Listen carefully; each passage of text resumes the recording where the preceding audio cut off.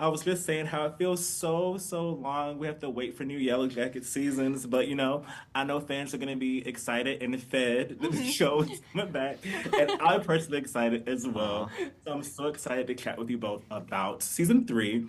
Courtney, I'll start with you first.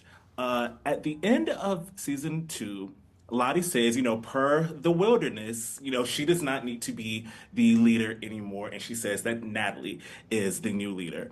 I want to know for you, how would you tease the lay of the land leading into season three? The fact that, the dynamics may have shifted. Where does this leave Lottie and where's her headspace, where we see her at the beginning of season three? Yeah, I think leaving season two, we see her kind of palm off the responsibility to Nat, and I think she's seen the damage that she has done.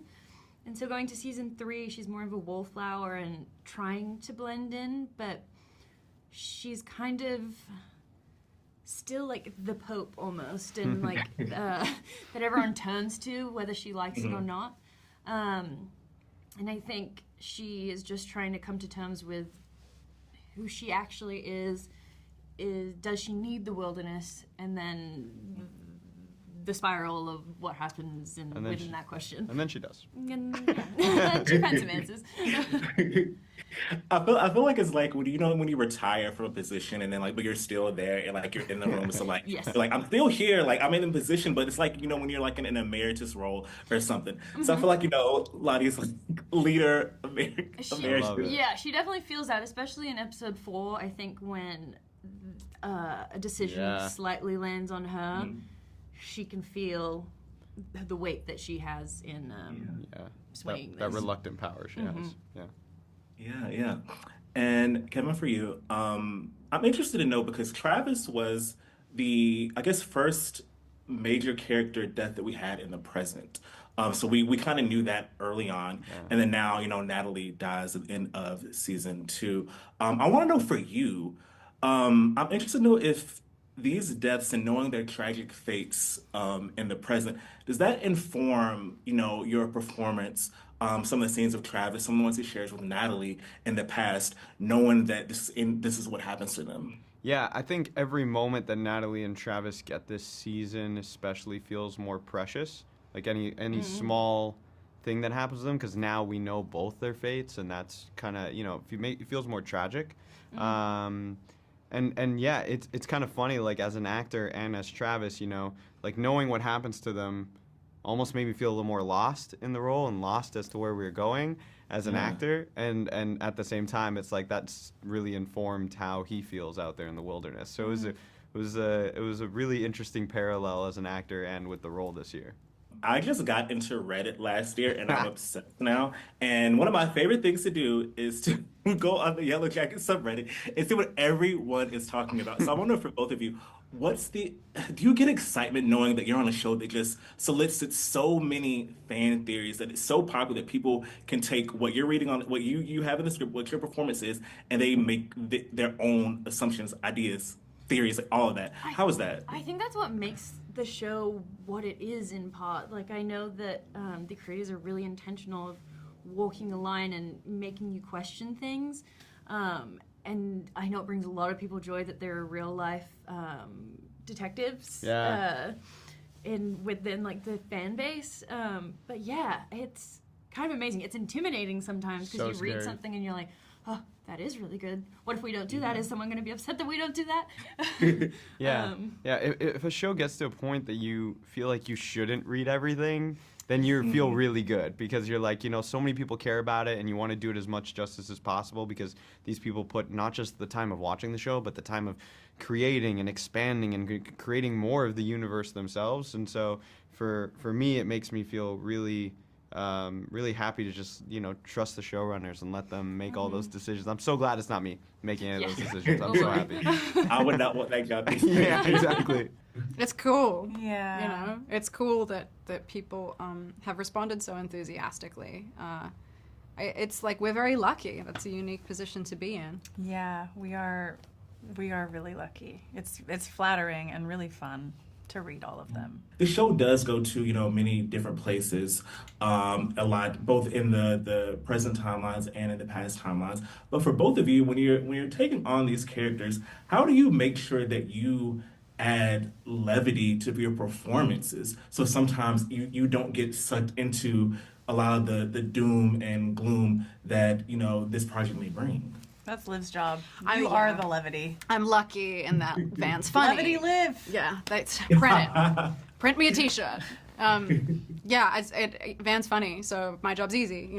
I get to Yeah. bring some of that, which is nice. And I think there's levity in their love.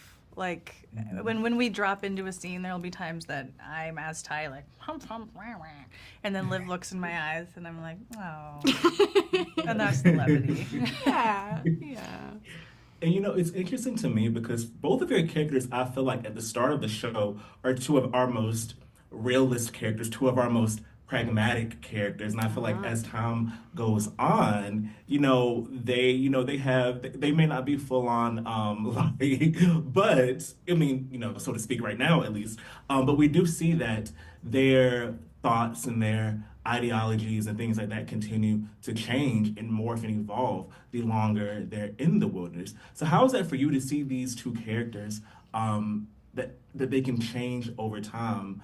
How is it like for you to see that in as the show goes on? Oh, I think it's a gift because our show has excellent writing, and we're really lucky that the writing is at such a high caliber that we get to see these people change and grow.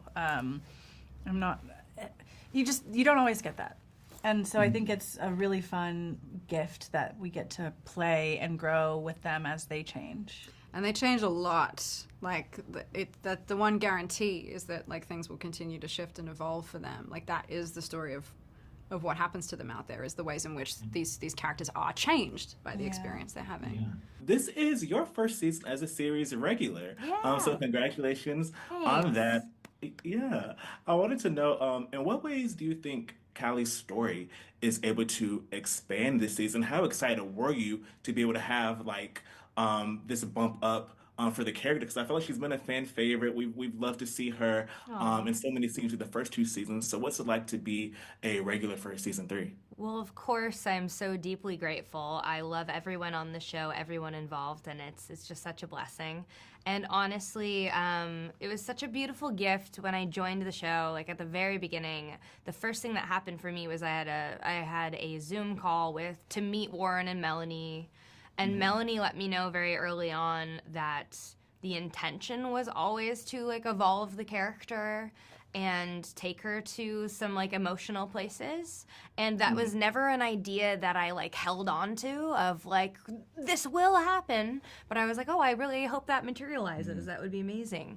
And to have Callie develop as the seasons go on is just so gratifying. And I'm really happy. And this season in particular, I just love how Callie's complexities have been developing. And so in season 3, Callie's really turning inward in a sense. She's really looking for answers and trying to understand herself better. And that's definitely given her more drive to look for the answers in any place that she can. And so that's been really fun to play. I've really loved getting to have different aspects of her personality come out and play with that, and how it shifted all the dynamics between all the other characters. I've loved how our dynamic has shifted this season. And I just can't wait for everyone to see where she ends up. And Warren, for you, I honestly have to say that I feel like I judged Jeff early on in the show, and I didn't realize Story of my life.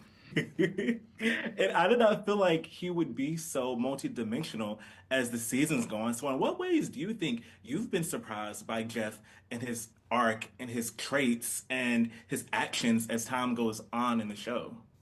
Pleasantly surprised with every discovery. Yeah. With Jeff, I think he was kind of a reactive surface there to start, and or certainly a reflective object, as we're telling Shauna's story, and how she's expressing her damage but through mediocrity and underachievement. And Jeff is sort of this reflection of that and the guilt of it all.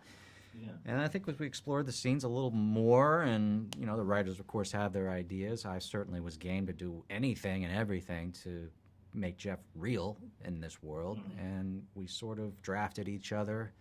We found that we've got a lot of comic potential, not necessarily to make it super campy or anything, but to make it refreshing, a little bit of a pressure release valve on a very dark, intense show. And Jeff's got this conflict of wanting to be the suburbanite and wanting to have a predictable world and not having any of those things going on in his life right now. None whatsoever. No. Yeah. So it's been a trip, man. It's been a lot of fun.